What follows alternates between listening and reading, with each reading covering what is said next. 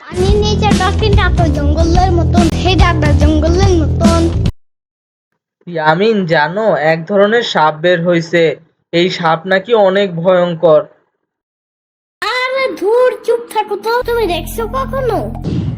আরে না, আমি দেখি নাই, কিন্তু আমি শুনছি এই সাপের নাম রাসেল ভাইপার। ঢাকার আশেপাশেই নাকি সাপগুলা আছে। এই সাপ নাকি কামড় দিলে মানুষও মইরা যায়। এমনি বললো না, আমার হাত বুট বেড়ে যাইতেছে। আরে তুমি হার্ট বোট বাড়ায়ও না। ভয় লাগলে কি করতে হয় সেটা বলো। ভয়েরটা তো জানি না, কিন্তু এই রাসেল ভাইপার সাপ দেখলে 10 ফুট দূরে থাকতে হয়। আর এই সাপ যদি কামড় দেয় তাহলে 3 ঘন্টার ভিতরে হসপিটালে যেতে হয়।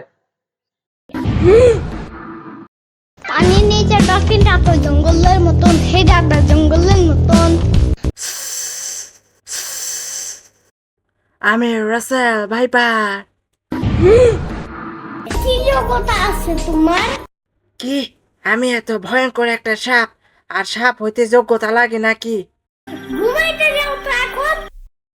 কিসের ঘুম? আমি ঘুমাই না, আমি মানুষদের আক্রমণ করে। হা হা হা। ঢং বাদ দাও। কিসের ঢং? আরে, আমি রাসেল ভাইপার সাপ, ভয়ঙ্কর সাপ।